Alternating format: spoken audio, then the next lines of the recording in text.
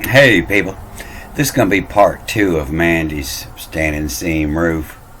I didn't get as much video I wanted. Right after I finished that end of that last video, it started raining, torrential rains. We had a record over 11.5 inches fell on me while I was doing this other half, so I didn't really want to break my phone out in this weather. But I got some video of it here. The white part of this roof is we call a Florida sunroom, and this is a 3-inch thick insulated foam, and it's coated with steel on both sides. Some of them are aluminum, this one's steel, and it has a mixture of steel channels, aluminum channels for framing, and all the spots you're seeing are big screws and washers that go through the 3 inches of foam and into the framework. The other side of this worked out pretty good. I just banded it with a 2x4, and it gave me the 1.5 inches to rise up where I needed, where it would fit into the pans on the lower flat section, and it would line up with the rest of the roof. But this side was a little bit different. It went a little deeper, and I had to do a little more to it. This is just a thin aluminum flashing like they would break fascia out of.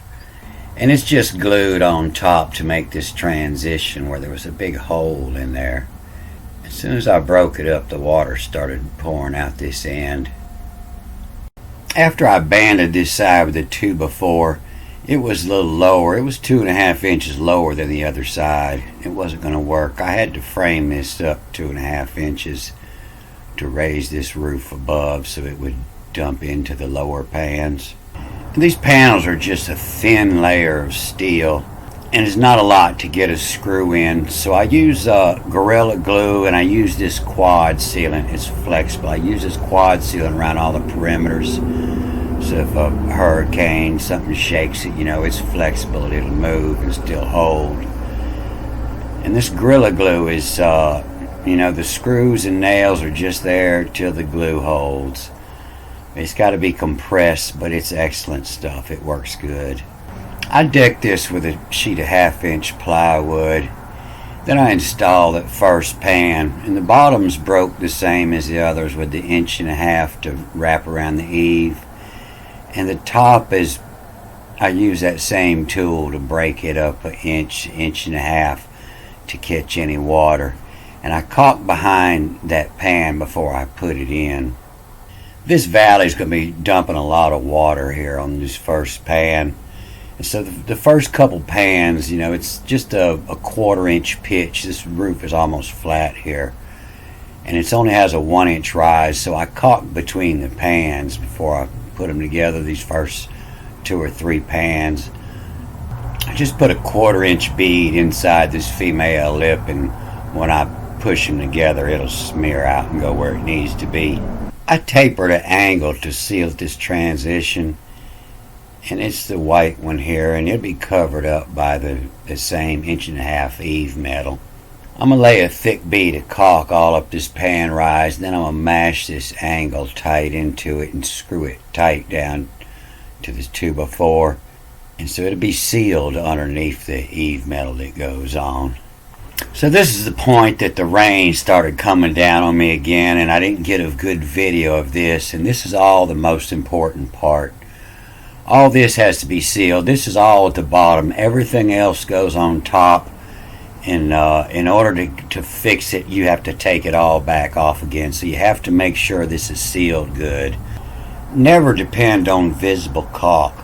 The caulk that's hidden, that's underneath, is lasts forever. But if the weather can get to it, the sun, the rain will wear on it. This valley has hooks on the edge, and so I hemmed the metal over to hook up underneath it the same as on the eaves. This Osi Quad is some good stuff. You can see it around the pipes. I use to seal around the pipes while I'm building. And those are the old lead boots you see sitting on top. And some of those I'll modify and put back down. And some of it I'll have to change, use different boots. These double-walled stacks, it's on top of the heat and air unit, and it's on top of the hot water heater. You never want to seal them tight to the roof. You have to leave them where they're loose, where they can be moved. So when they come in to work on the air unit or on the water heater, it'll lift up. It's just this collar around the top that seals. Where you have a hole where the sheets are seamed together, you have to seal between the seam of the sheets when you put it together. So if water hits and it starts to back up, it won't go up in the seam. It has an inch, and it can work its way around the side. It's all still a little ugly. I'm waiting on a ridge cap and some eave metal to finish up the last part of her shed, and I'll show you how I put the ridge cap on, how it snaps on. These couple pieces of custom metal I had to break, it was an emergency. I had to use the white metal that I had, and so I'll break another piece of stone colored. It'll snap over them on this transition valley here and on the top of the valley. So I'll get everything cleaned up and presentable and get a better picture of it on a part 3. And she wants me to put her some replacement windows in. She's got them 1968 old aluminum frame windows that's eating her electric bill up. So I'm going to replace them with some argon-filled, low-E coated vinyl windows.